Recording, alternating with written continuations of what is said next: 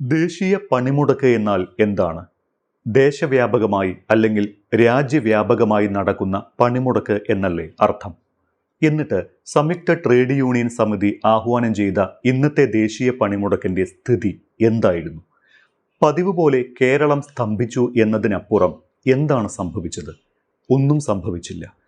കേരളത്തിൽ കടകമ്പോളങ്ങളടക്കം അടഞ്ഞുകിടക്കുകയും പൊതുഗതാഗതം പോലും നിലയ്ക്കുകയും ചെയ്തതോടെ കേരളത്തിലെ ജനങ്ങൾ ദുരിതത്തിലായി എന്നതൊഴിച്ചാൽ ഈ സമരം കേരളത്തിന് പുറത്ത് വലിയ ചലനമൊന്നും സൃഷ്ടിച്ചിട്ടില്ല.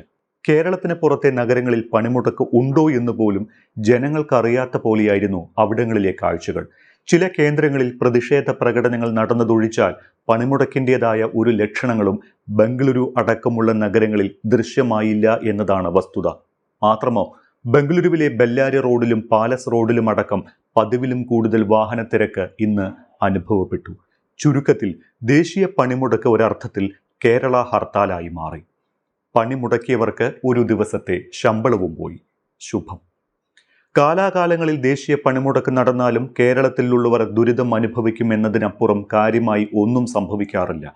രാജ്യം മുഴുവൻ സ്തംഭിക്കുന്ന പണിമുടക്ക് എന്നൊക്കെയാകും പ്രചാരണമെങ്കിലും സ്തംഭനം കേരളത്തിൽ മാത്രമായി ചുരുങ്ങും. മറ്റിടങ്ങളിൽ പണിമുടക്ക് ദിവസമാണ് എന്ന് പറഞ്ഞറിയിക്കേണ്ടി വരും. ഇതാണ് എല്ലാ കാലത്തും ദേശീയ പണിമുടക്കിന്റെ അവസ്ഥ.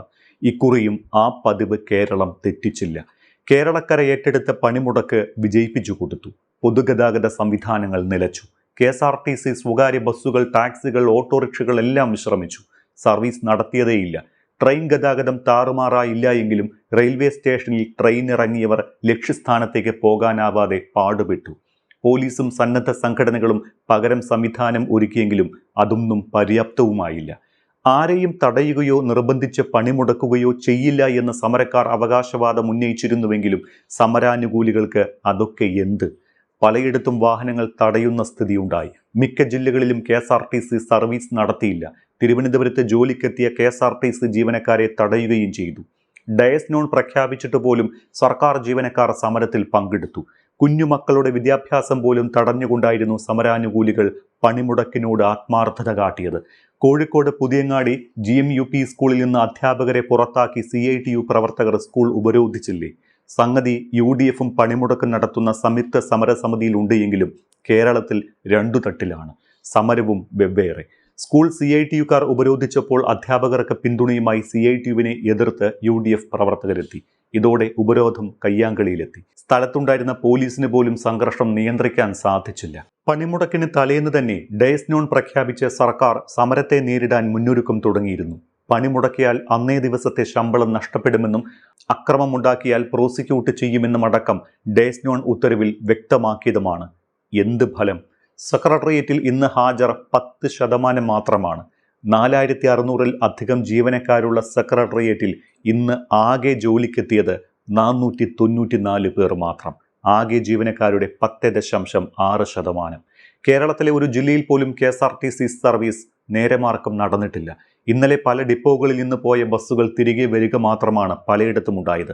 വയനാട്ടിലും തിരുവനന്തപുരത്തും സമരക്കാർ പണിമുടക്കിൽ പങ്കെടുക്കാതെ ജോലിക്കെത്തിയവരെ തടയുന്ന സ്ഥിതിയുണ്ടായി.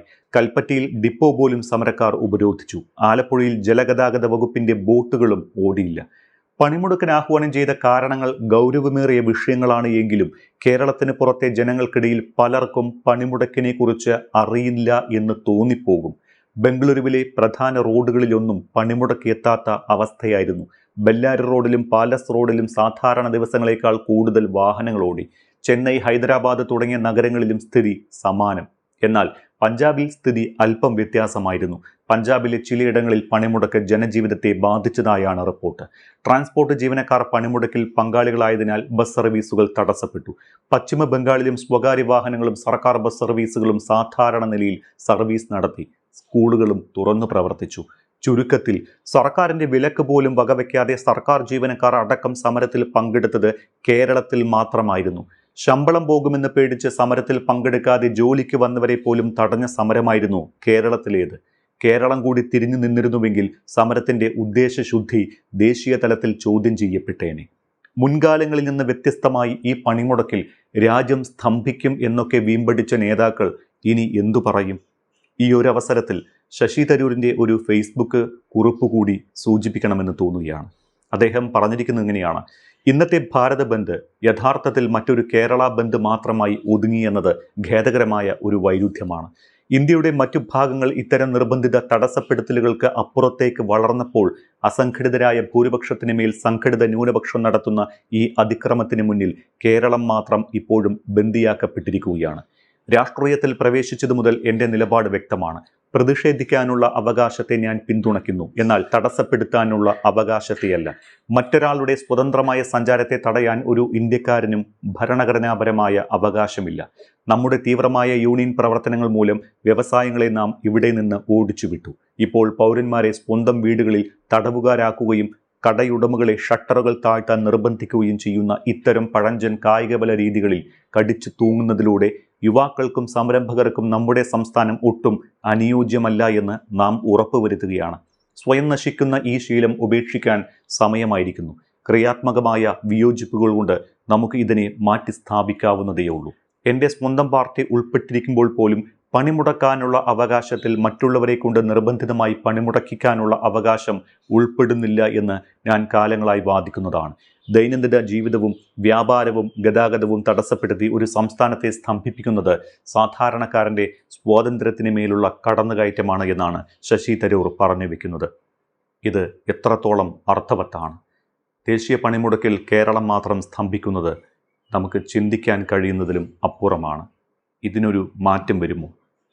സമരം വേണം ചില കാര്യങ്ങളിൽ, പക്ഷേ അത് ഒരു സംസ്ഥാനത്തെ മാത്രം സ്തംഭിപ്പിച്ചുകൊണ്ടാകരുത്.